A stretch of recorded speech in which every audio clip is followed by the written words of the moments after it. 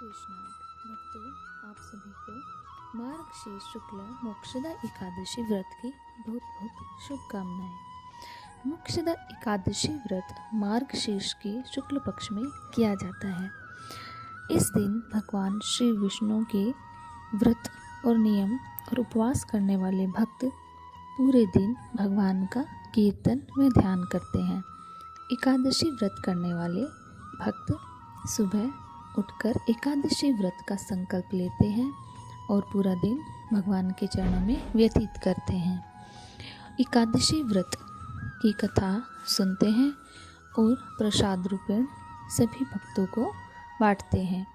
तो आइए एकादशी मार्गशीर्ष शुक्ल मोक्षदा एकादशी व्रत कथा का श्रवण करते हैं। युधिष्ठिर बोले, हे देव, मुझे बड़ा संदेह है।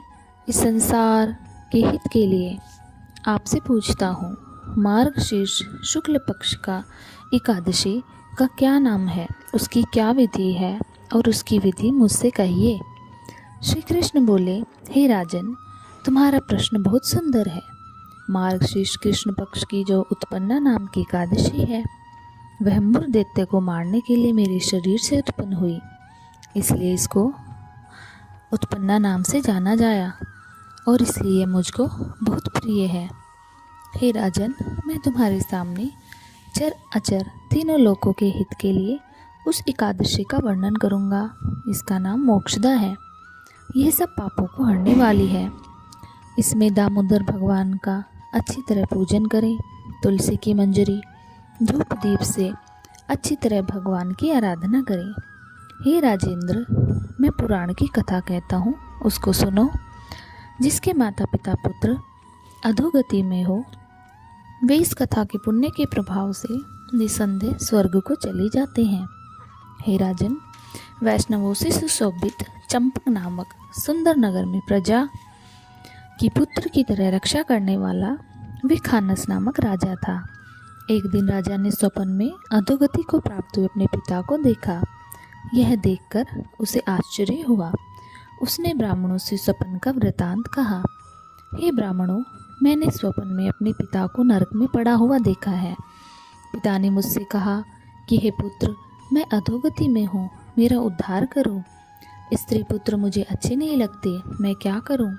हे ब्राह्मणों, जिसके द्वारा मेरे पूर्वजों का मोक्ष हो जाए, ऐसा दान व्रत तप योग सब कुछ बतलाएं। ब्राह्मण बोले, हे नृप, यह पर्वत मुनि का आश्रम पास में ही है। वह भूत भविष्य वर्तमान सबको जानते हैं। उनके पास आप जाइए और वहाँ अपने कठिनाई का विस्तार से वर्णन करें। वह राजा उनका वचन सुनकर मुनि के आश्रम में गया। वह आश्रम शांत और प्रकृति के ब्राह्मण, प्रजा और मुनीश्वरों से सुशोभित था। राजा ने वहाँ जाकर पृथ्वी पर साष्टांग प्रणाम किया। मुनि ने राज्य के सातों अंगों की कुशल पूछी और कहा कि तुम्हारा राज्य निष्कंटक तो है। राजा बोला, हे विप्र, आपकी कृपा से सब कुशल होने पर भी कुछ विघ्न उपस्थित हो गया। हे ब्राह्मण, मुझे कुछ संदेह है, उसको आप दूर कीजिए।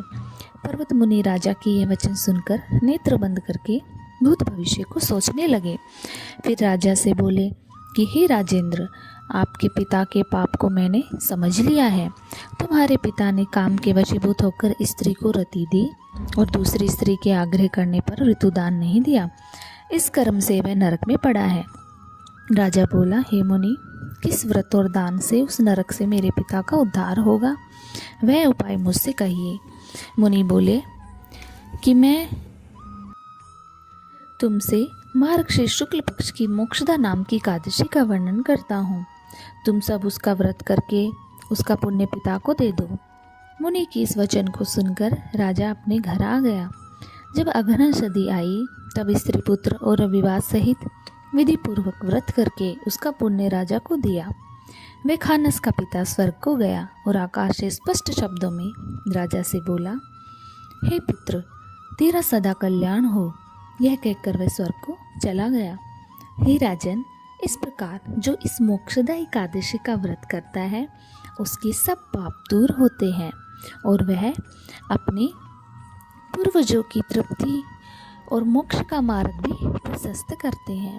बोलो ओम नमो नारायणाय।